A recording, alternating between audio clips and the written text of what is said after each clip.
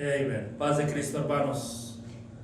Gloria a Dios. Estamos en victoria con el Cristo de la gloria y nos estamos gozando por las buenas nuevas para la iglesia. Gloria al Señor, que se ha dado, hermanos, ya la luz verde para que las iglesias se congreguen a grupos de menos de 100 personas, ¿verdad? Con todas las debidas restricciones, con todo cuidado, amén. Y nos seguimos gozando. Enseguida vamos a alabar el nombre del Señor con himnos y cánticos, aleluya, con el coro Ebenezer, y gocémonos y adoremos al Señor allá en sus casas y nosotros aquí en el templo, amén. El grupo con nosotros, Dios les bendiga.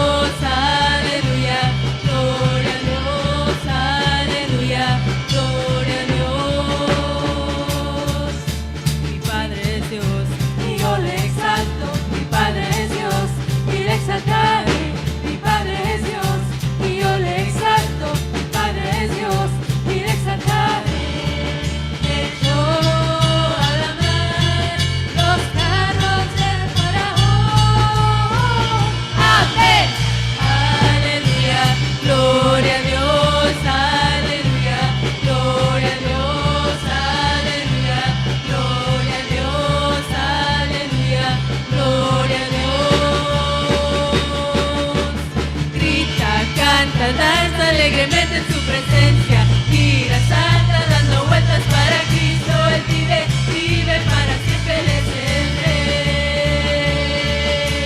Grita, canta, danza alegremente en su presencia. Gira, salta, dando vueltas para Cristo. Él vive, vive para siempre, Él es el Rey. Te alabaré, te exaltaré y te agradeceré. Tu gran amor, Jesús. Cambiaste mi lamento en alabanza. Sanaste mi herido corazón. Te alabaré, te exaltaré y te agradeceré. Tu gran amor, Jesús. Cambiaste mi lamento en alabanza. Sanaste mi herido corazón. Grita, canta, danza alegremente en su presencia. Gira, salta, dando vueltas para Cristo. Él vive, vive para siempre, Él es el Rey. Grita, canta, danza alegremente en su presencia. Gira, salta, dando vueltas para Cristo. Él vive, vive para siempre, Él es el Rey. David danzaba en la presencia del Señor y el pueblo se regocijaba. David danzaba en la presencia del Señor y el pueblo se regocijaba. ¿Por qué? Porque David andaba conforme al corazón de Adonai. Porque David andaba conforme al corazón de Adonai. David peleó contra el oso y el león y el pueblo se regocijaba. David peleó contra el oso y el león y el pueblo se regocijaba. ¿Por qué? Porque David andaba conforme al corazón de Adonai. Porque David andaba conforme al corazón de Adonai. Saúl mató a 1000 y David a sus 10,000. El pueblo se regocijaba. Saúl mató a 1000 y David a sus 10,000. El pueblo se regocijaba. ¿Por qué?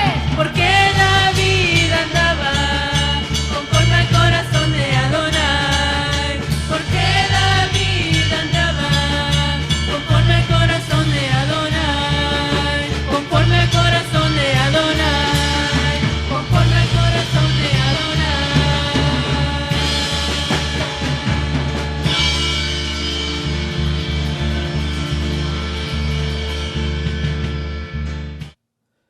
Amén.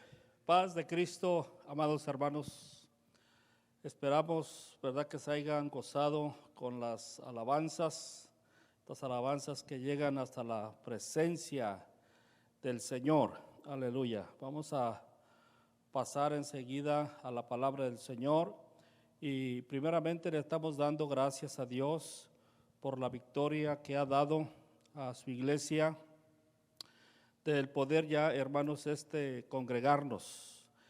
La ley de Dios dice: mirad cuán bueno y cuán delicioso es habitar los hermanos juntos, en armonía. Ahí envía Jehová bendición y vida eterna. La ley de Dios dice: no dejando de congregarnos, como algunos tienen por costumbre de no congregarse, sino tanto más cuanto veis que aquel día se acerca. Y la ley del Señor dice, nuestro Señor Jesucristo dijo: mi casa, casa de oración será llamada. Y es el lugar donde se debe de congregar la iglesia para alabar el nombre de nuestro Señor Jesucristo. Y hermanos, con la ayuda del Señor, quiero empezar una serie de estudios de la profecía. Con la ayuda del Señor vamos a tratar de, hermanos, dar enseñanzas acerca del tema de la profecía bíblica. Y el título del mensaje para esta noche es la identidad del que impide. Y este pasaje se encuentra en la segunda de Tesalonicenses, capítulo 2. Vamos a estar estudiando, hermanos, ese capítulo 2. Y vamos, hermanos, la escatología bíblica es un programa, hermanos, profético y diseñado por Dios mismo. Amén. Que lo podemos mirar, hermanos, claramente con la lupa del Espíritu Santo en la palabra de Dios. Gloria al Señor.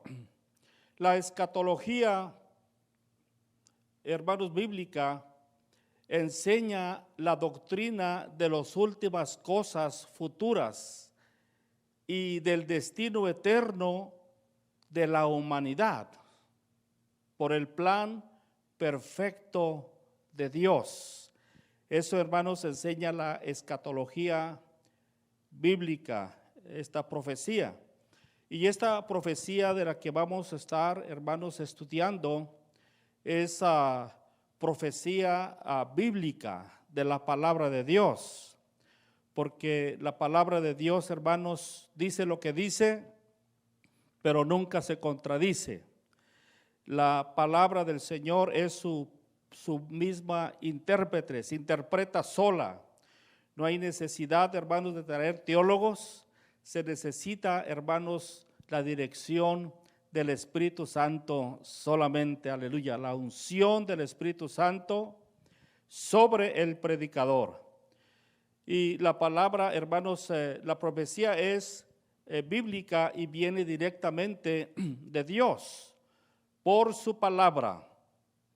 En la segunda de Pedro, capítulo 1 y del versículo 29, del versículo 19, al 21, dice: tenemos pues también la palabra profética más segura, la Biblia, a la cual hacéis bien en estar atentos, como a una antorcha que alumbra en un lugar oscuro hasta que el día esclarezca y el lucero de la mañana salga en vuestros corazones. Luego dice, entendiendo primero esto, que ninguna profecía de la Escritura es de interpretación privada, porque nunca la profecía fue traída por voluntad humana, dice la Biblia, sino que los santos hombres de Dios hablaron siendo inspirados por el Espíritu Santo. Amén. Y la profecía bíblica, hermanos, se ha cumplido, se está cumpliendo y se cumplirá al pie de la letra. El cielo y la tierra pasarán, dijo el Señor, pero mis palabras no pasarán. Y vamos a estudiar el tema, hermanos, de la profecía con el título, vamos a identificar al que impide, amén, o identidad del que impide, del capítulo 2 de la segunda de Tesalonicenses. La carta a los tesalonicenses la escribió el apóstol San Pablo por allá en el año 51 después de Cristo. Esta segunda carta. La primera carta a los tesalonicenses la escribió en el año 50, en los últimos meses. Y hermanos, a los 4 o 6 meses después escribe esta segunda carta por, hermanos, una situación seria que estaban, hermanos, pasando los tesalonicenses. Esta iglesia de Tesalónica fue una iglesia prosperada, una iglesia bendecida, una iglesia llena de fe y de convicción, una iglesia madura, pero que, hermanos, también en ese tiempo en que Pablo escribió estaba pasando por gran tribulación. Esta iglesia, el apóstol San Pablo, en su segundo viaje misionero que llegó a la ciudad de Tesalónica, él allí, hermanos, predicó y dejó una congregación, hermanos, allí establecida. Esto nos habla en el libro de los Hechos de los Apóstoles, en el capítulo 17 y de versículo 1 al 10.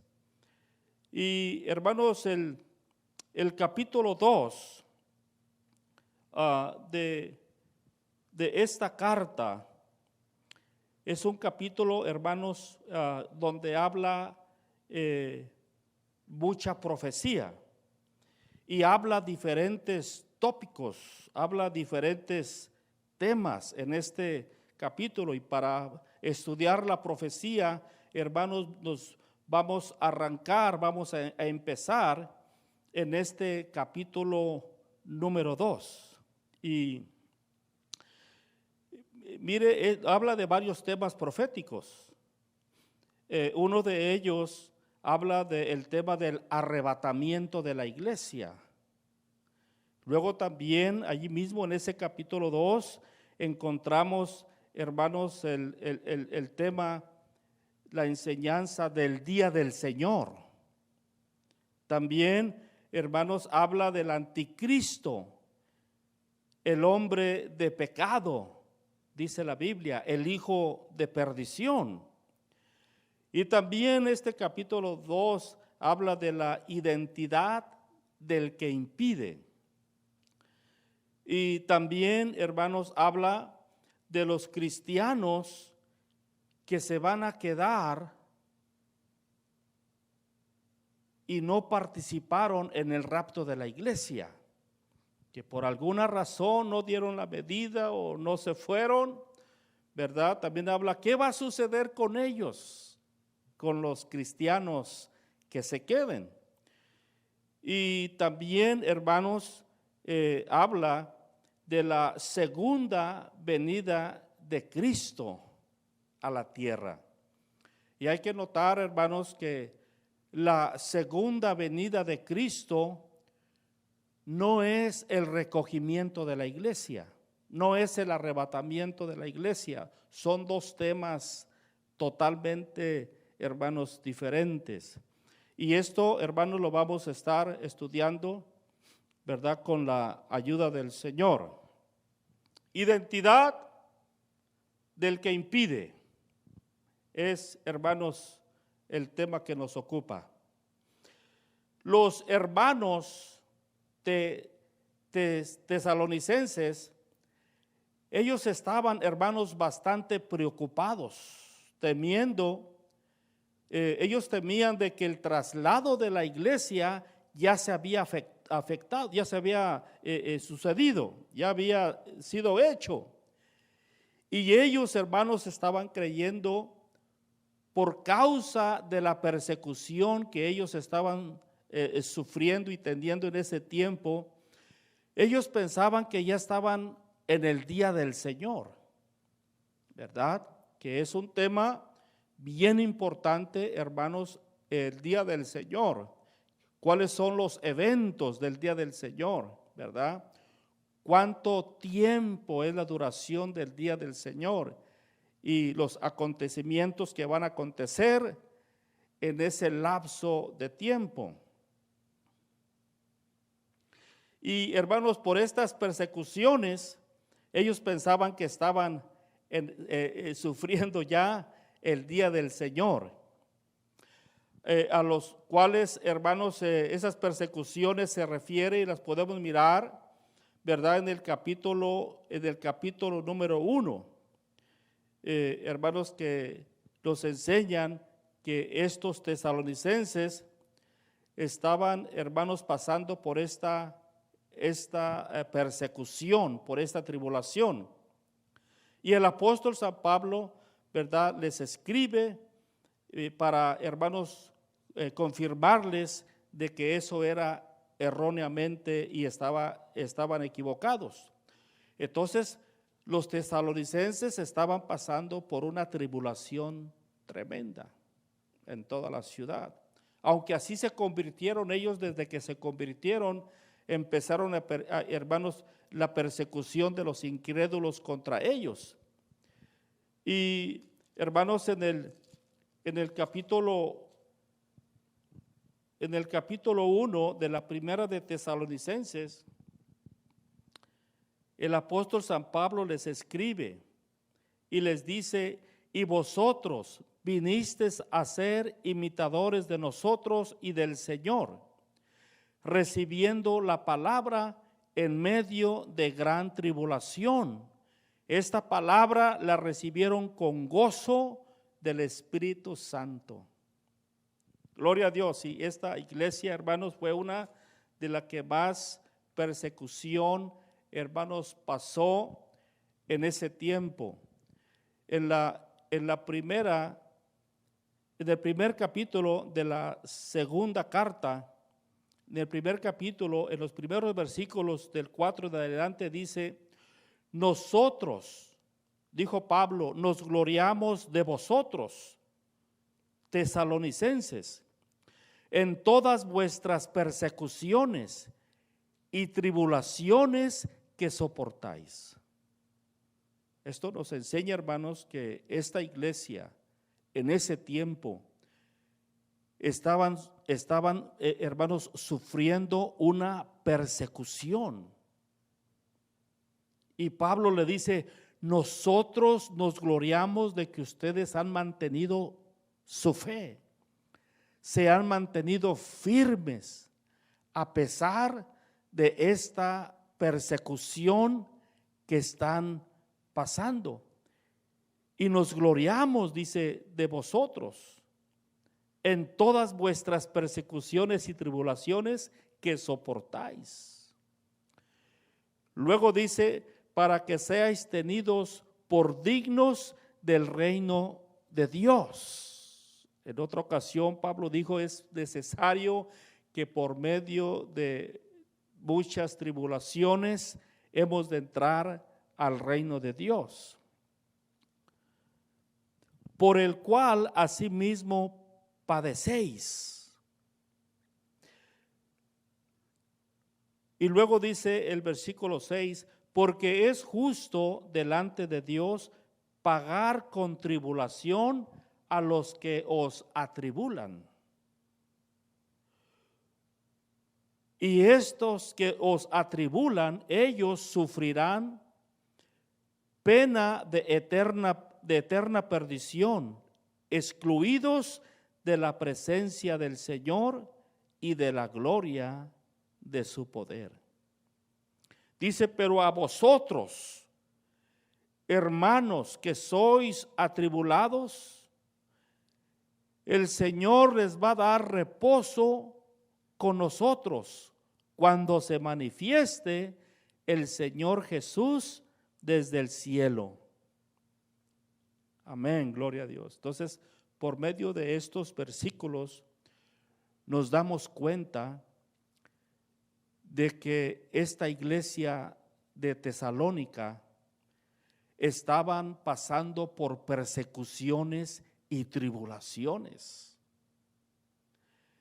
Y ellos estaban pensando que el rapto de la iglesia, que el arrebatamiento de la iglesia ya había pasado. Y que ahora ellos estaban, hermanos, en el tiempo del día del Señor.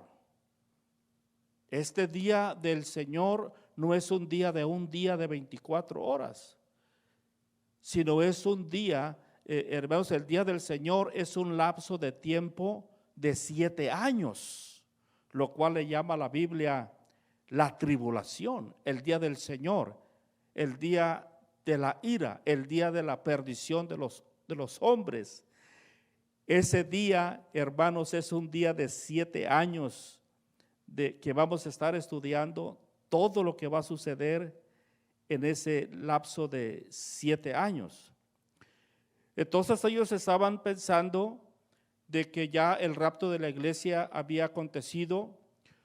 Muchos de los tesalonicenses, hermanos, ya no trabajaban porque ellos creían que ya Cristo iba a venir por su iglesia en ese instante, ¿verdad? Y muchos hermanos ya no trabajaban y andaban de casa en casa pidiendo un taco y comiendo allí, hermanos. Y Pablo les escribe porque le llegó la noticia a él.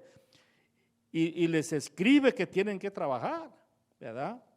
Otra de las dudas y de los que ellos empezaron a creer era de que los hermanos que se estaban muriendo ya no se iban a ir con Cristo. Esa era otra de las falsas informaciones que habían recibido, que todo aquel hermano que se moría, pues ya no iba a participar en el recogimiento de la iglesia, que ya se había perdido.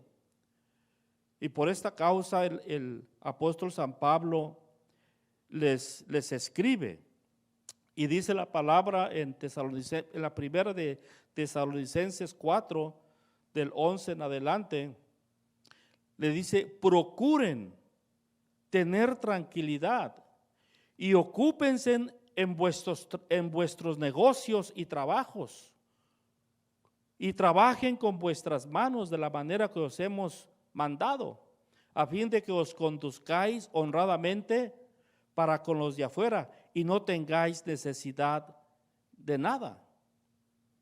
Luego dice el 4:13, les dice: tampoco queremos, hermanos, que ignoréis acerca de los que duermen, o sea, de los que están durmiendo en Cristo, de los hermanos que se murieron.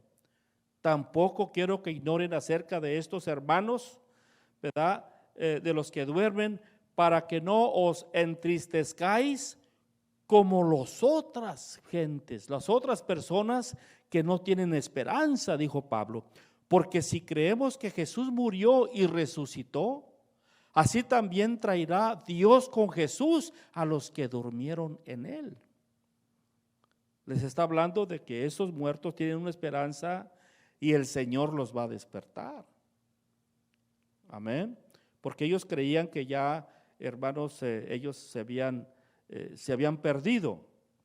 Y Él les dice que no se pongan tristes, que ellos nomás están durmiendo, están descansando, y que cuando el Señor venga los va a despertar a los muertos y a los vivos, para, hermanos, que se efectúe el recogimiento de la iglesia, hermanos, de esta tierra.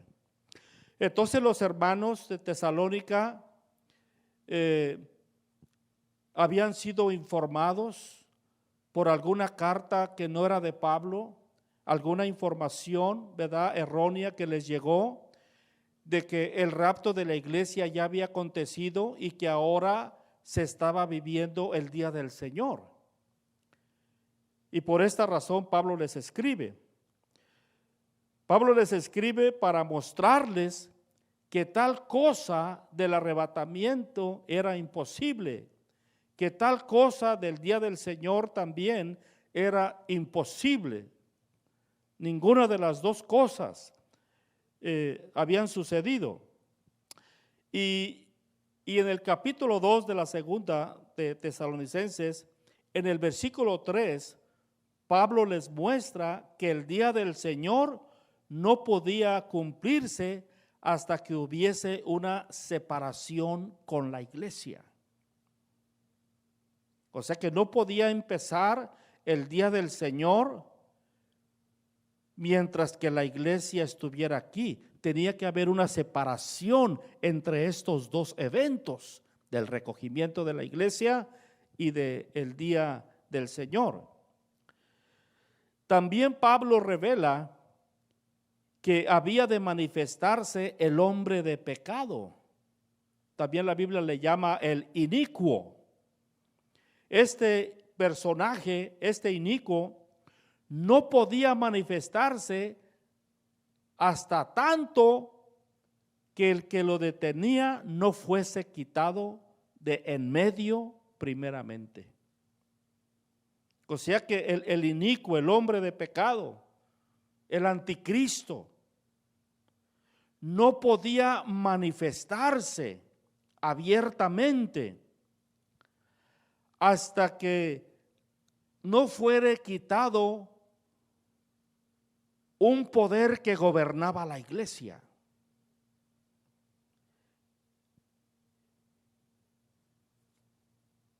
No podía manifestarse hasta tanto que lo detenía alguien, hermanos, él lo detenía, el que lo detenía para que él se manifestara y no fuese quitado.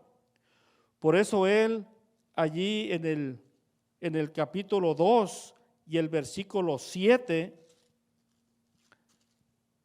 de este capítulo 2, dice, porque ya está en acción el misterio de la iniquidad. Y luego dice Pablo, solo que hay quien al presente lo detiene, hasta que él, esto que lo detiene, a su vez se ha quitado de en medio.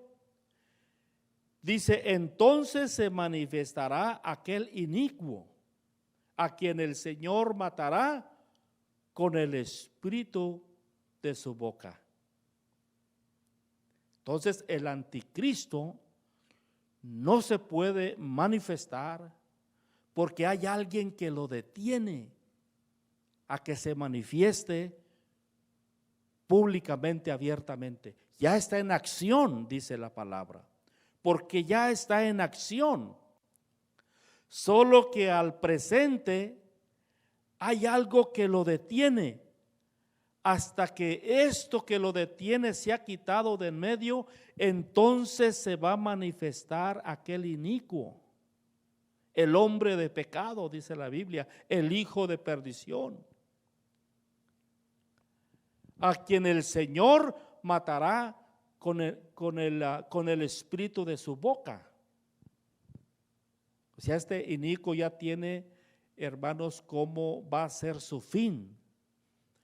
Por eso, hermanos, es que la profecía viene de Dios y el plan profético de Dios, Dios ya lo tiene delineado de principio a fin. Y hay cosas, hermanos, que se cree que ya sucedieron, pero no han sucedido. Entonces, como los tesalonicenses, ellos creían que ya había acontecido el recogimiento de la iglesia. Por eso Pablo se miró en la necesidad de escribirles que tal cosa era imposible. Amén. Y dice, entonces se manifestará aquel inicuo a quien el Señor matará con el espíritu de su boca y destruirá con el resplandor de su venida. Eso también lo vamos a estar mirando, ¿verdad? La eliminación o el destino de este inicuo, porque la palabra del Señor nos dice, pero dice que este inicuo, cuyo advenimiento de este personaje, de hermanos, que la Biblia le llama el anticristo, alguien que va a estar en contra de Cristo. Anti quiere decir contra, Cristo, alguien que va a estar en contra de Dios, y todo lo que se levanta, hermanos, o lo que es servicio hacia Dios, va a estar él en contra de todo eso. Todo eso lo vamos a estar mirando allí en el capítulo 13 del libro de Apocalipsis. Y dice que inicuo viene por obra de Satanás con gran poder y señales y prodigios mentirosos. ¿Para qué? Para engañar a la gente.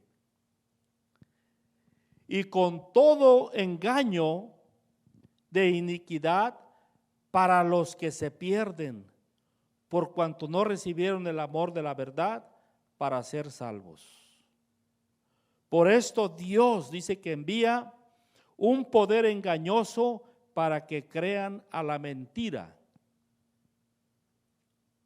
O sea, los que se les predicó la verdad, los que escucharon el evangelio de la verdad, los que se dieron cuenta, verdad, de que Cristo iba a venir por su iglesia, los que tenían conocimiento de la palabra de Dios, los que creían en la manifestación del Espíritu Santo, y aún aquellos hermanos que fueron bautizados y luego, hermanos, se retiraron,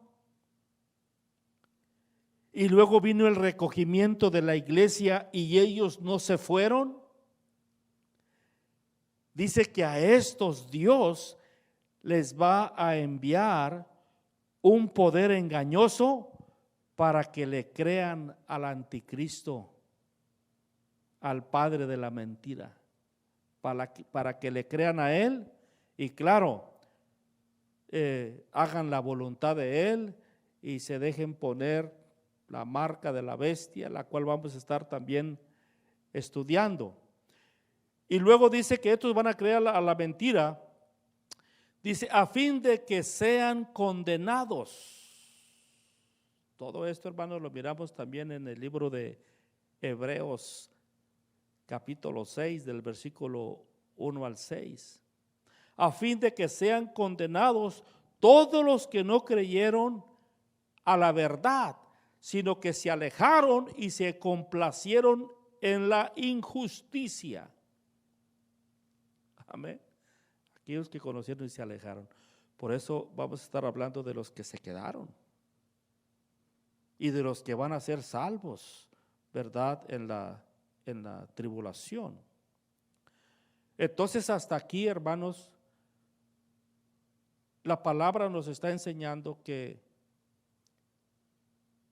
los tesalonicenses creían que estaban viviendo el día del Señor, el día de la persecución. Y Pablo les dice que no es el día del Señor. Dice, porque antes de que venga la persecución, antes de que venga la tribulación, antes de que vengan los sellos, las plagas, las trompetas, las copas de la ira de Dios, antes de que se manifieste ese tiempo terrible, dice Pablo, primero se va a manifestar el anticristo. ¿Cuándo se manifiesta el anticristo? Después del rapto de la iglesia. Cuando sucede el rapto de la iglesia, hay una confusión mundial, más de la que está ahora. Entonces aprovecha y se manifiesta el anticristo. Ahorita no se puede manifestar el anticristo, no se puede dar a conocer al mundo, porque aquí está la iglesia, aleluya, controlada por el Espíritu Santo. Amén.